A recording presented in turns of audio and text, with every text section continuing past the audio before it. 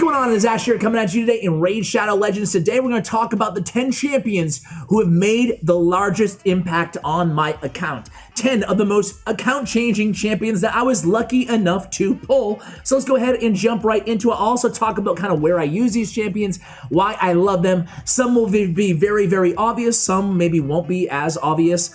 All of these champions are really, really good though. I will maybe touch on a few of my favorite underrated champions as we kind of go through today's video. So the first one is going to be the most obvious. It is Sippy the Lost Bride. Sippy I use in Tag Team Arena. She's a beast on my resist team. You'll see that I have her built out. I have a resist banner on her. I have her built out with high resist, hence the 566 resist. Not too bad. It's not high enough to be like, you know, anything to really write home about in Platinum Tier Arena, but it's good, right? And a lot of defense, a lot of speed. You want your Sippy to be as fast as possible if you're lucky enough to have her. She was one of my more recent pulls in one of my shard opening videos. Man, I was excited when I got her. But yeah, she's a beast. The one thing on her right now, I also use her in Nightmare Clan Boss. And the one thing about it is, I really need to redo her masteries. I am able to one-key Nightmare with her, but she puts out no damage whatsoever. So I really want War Master. Most people are going to want War Master on Sippy if they use her for Nightmare. So that is that. Sippy is just incredible. You guys already know the Whirlwind Romance ability. 3-turn cooldown. It's one of the best buffs in the game. Can you think of a better one? I don't know. Mashaleds might be kind of up there. But really, on a 3-turn cooldown, this is the best. It fills a turn meter by 15%, block debuffs, increase defense, increase speed, 3-turn cooldown. Unbelievable. Obviously, I use her in Faction Crypts as well. Man, Faction Wars, she was a game changer for me. She took me from, I think, the level 19 or 20 Undead Horde Faction Crypt to level 21 cleared because she is that good. Also has the revival in her kit, the heal, the sleep, all that junk. She's incredible. So Sippy the Lost Bride. Sticking with the Void Legendaries or the Legendaries at the top here, Arbiter really, I mean, she changed my account because it's funny looking back. I started with, who was my first speed lead that I ever used in the arena? I forgot who I even used in the beginning. Maybe like a Jingle Hunter or something. I don't even know. But I used somebody. And then I kind of upgraded to, or I used Apothecary as kind of a speed booster. And then I used Seeker for a long time. You know, there was like a 5-month period on this YouTube channel where it was Seeker, Seeker, Seeker every battle. I love Seeker. Then I was able to upgrade to Lisandra. And then finally, I was able to get Arbiter. I didn't win the missions, I just pulled Arbiter, and man, very lucky to do so. She's an incredible champion, but the only area that I use her in the game is actually the arena right now. I just don't need her support necessarily in any dungeons at this point in the end game. I'm a dirty spender, dirty gemmer, guilty as charged. I'm not gonna pretend anything otherwise to you guys, but most people will use Arbiter obviously in other areas of the game as well. Clan boss, dungeons, you name it, she's good everywhere. She's void, perfect, right? But her aura, speed in all battles by 30% is it's just so clutch. I mean, she's my aura lead. I also have Kaimar who has the 30%, but not the highest in the game, but certainly, you know, gets the job done. Has the turn meter fill, the revival on the A4, has the turn meter fill and the increased attack on the A2, has the buff decreaser, there we go, buff decreaser on the A2, on the AoE. So she's a really solid champion. I have all my best speed gear on my entire account on her, and 334. Kind of lacking. I mean, for my account. I've never bought speed gear in the shop. You know how it is. I mean, maybe you don't know how it is, but a lot of the whales in this game, they'll kind of binge $100 on the epic speed gear to try to get the speed rolls on the speed gear. I've never done that.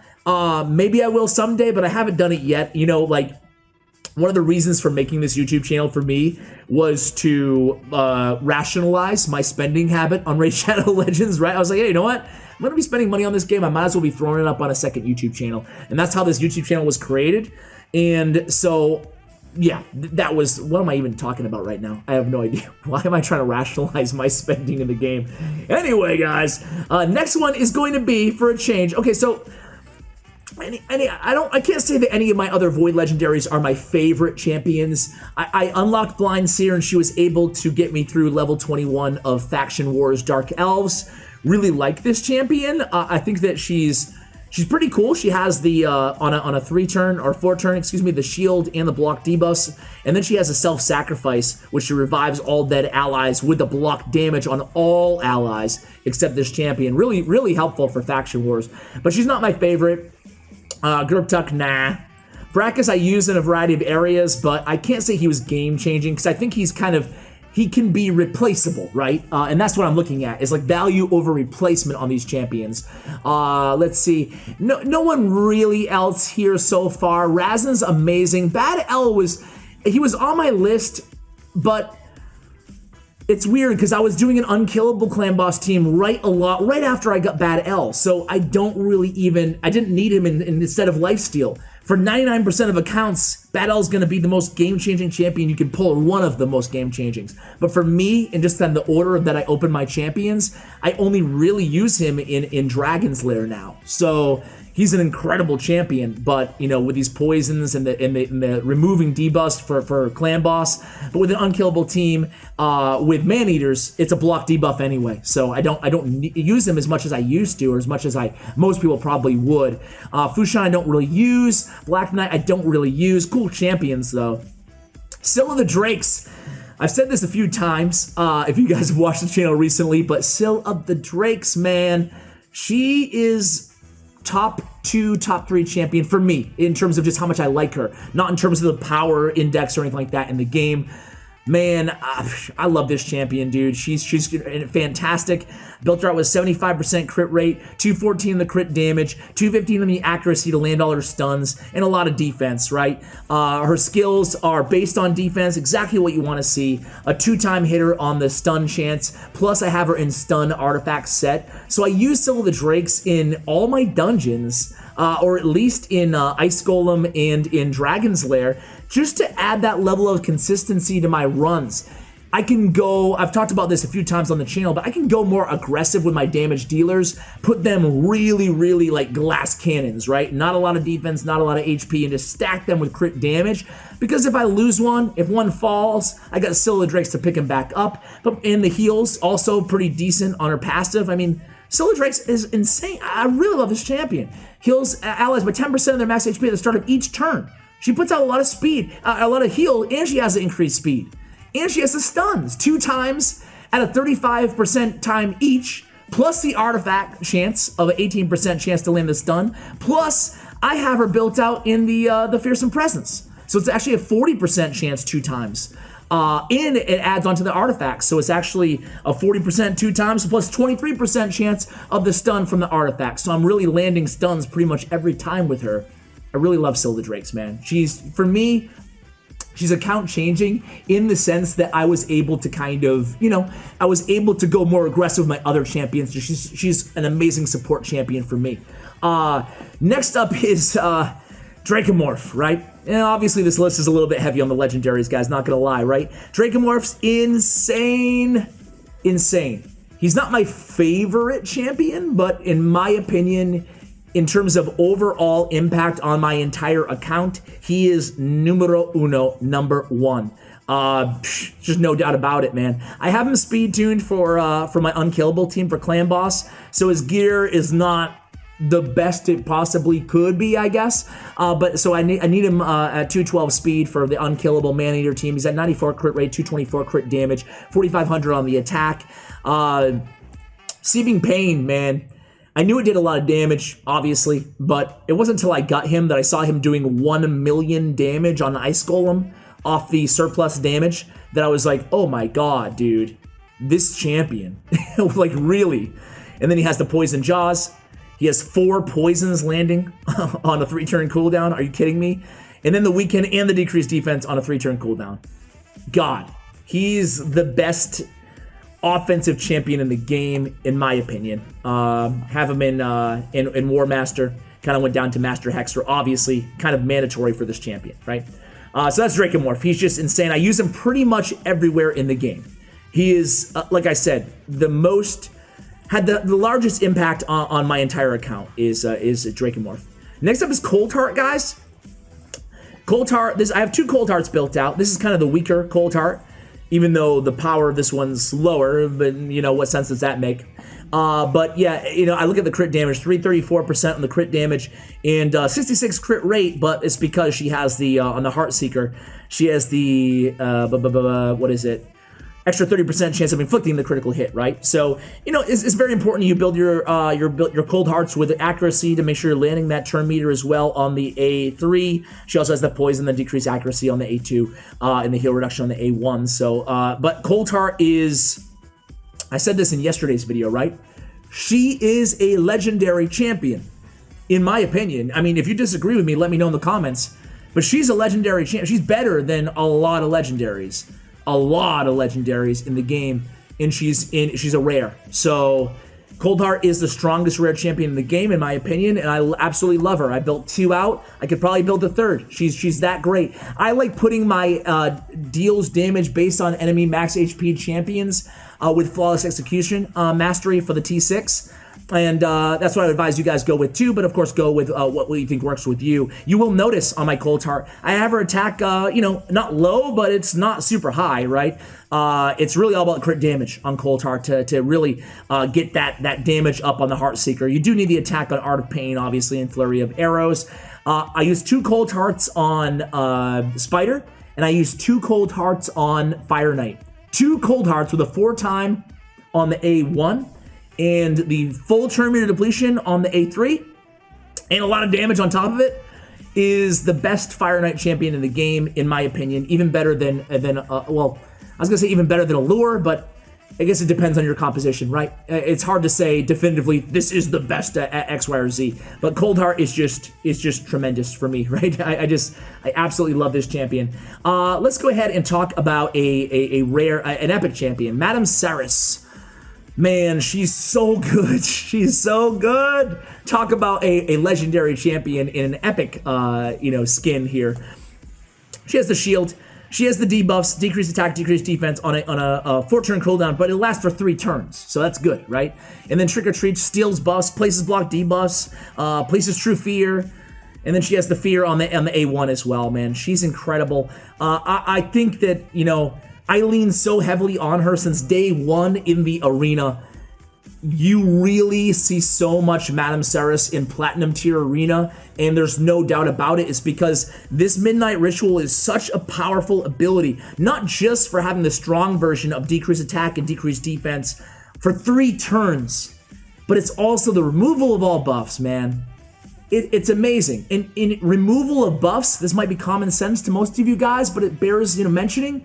Removal of buffs cannot be blocked by a block debuff, right? It's not a debuff, it's just a buff stripper. So even the Siffies, Madame Cerris on your team, no worries, right? The only complaint about Madame Cerris is she will default to trick and treats. You pretty much always want her to go with Midnight Ritual, but she will default to trick and treats if there's, I think, more than 2 buffs on the enemy team. So that's unfortunate, but who cares, right? I use her on manual anyway. In terms of masteries, I actually went with Eagle Eye for the accuracy on her. And the thing is, I also went accuracy on the chest, right? I want her, she's arena only. So accuracy chest for your arena debuffer, I would advise you guys go with accuracy chest for your arena debuffer, okay? So I have her built out, as you can see, at 521 accuracy, and I have her in an immunity set. Very important that she has immunity to me. I have an all immunity team that is my main team in the arena, okay? So that is Madame Cerris. She's fantastic. You can use her as a debuffer anywhere. She's void affinity. She's just tremendous, right? Tremendous champion. Has had a great impact on my account. I only use her in the arena right now, but there was a time that I used her pretty much everywhere. Miscreated Monster, my man Frank, the intro guy from my videos, he's insane too. I use him in Spiders. I use him in Ice Golem. Keeps the team alive. Great for Ice Golem, right? Every time the AoE attacks come down after you reach those damage percentages on the Ice Golem, Miscreated Monster is there to pick you up with the Ally Protect and the shield. An amazing shield. An amazing shield. Especially on the Lightning Storm, the shield is incredible for Spiders, right? Because he's doing so much damage on the AoE, and the shield is based off the damage dealt. Just insane. Great champion, right? I have him... I might change his masteries, actually. I don't know. I have him with Fearsome Presence to help with the stun. I like that, and he has Lasting Gifts for the Ally Protect, and then he has Master Hexer for his for his, what does he have? The decreased defense on the A1. So really, really solid champion. What else can I say about him? Total stats on him, I have, what do I have for sets? I have life, accuracy, and immortal. He's great in immortal sets. You want him to be putting out some damage, so I could probably use more crit damage. Why do I have the crit rate this high? Maybe I need to tweak my Miscreated Monster a little bit, but his damage is based off of HP, so I have 84k HP on him. Pretty fast too at 198. And there he goes, 244 in accuracy, so we can land those stuns. Miscreated Monster is just an insane champion. If you have him, congratulations. You can back me up in the comments, right? He's incredible. Royal Guard has had such a huge effect on my account. He's also insane. Same reason as Coldheart, right? I mentioned this. I have 2 Royal Guards built out, by the way. This one I have in a Daze set. Daze is probably one of the worst sets in the game, you know? Daze, so sleep debuff when you're on auto, which is all I use Royal Guard on. I never put him on a manual team. It doesn't really serve a huge utility to have him in Daze. But I happen to have a lot of good Daze gear that I just never use because the set is kind of meh, you know? So I put him in my best Daze gear, and now he's all decked out. Crit damage, again, we're going for high crit damage on this champion. I have him at 187 speed, 95 and 264. And I have a lot of attack on him too, 47, 66. His takedown ability is based on attack and enemy max HP, not just enemy max HP. So building a little bit of attack on him is good as well. And yeah, I use Royal Guard. Jeez, where don't I use a Royal Guard, right? I don't use him in Fire Knight. I use him on my main Dragons team. I use him on my main Ice Golem team, and I use him in, you know, a variety of other just like miniatures, Labyrinth, and different keeps, magic keeps. So incredible champion. It just does deal so much damage. Spiders, obviously, does so much damage.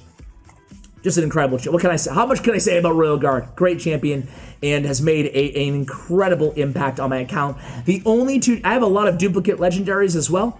I haven't built any of my dupes out on legendaries. The only duplicates I've actually built out is a Royal Guard and a Coldheart because they're that impactful on my account. Next up is going to be, going back to legendaries for a second, guys, is going to be Lisandra. Lisandra is game-changing for me. Incredible, and I use her in Ice Golem, and I use her in Fire Knight on my main team. Man, and you can use her I used her in Arena until I used her in Tag Team Arena. I used her on my main Arena team until I got Arbiter.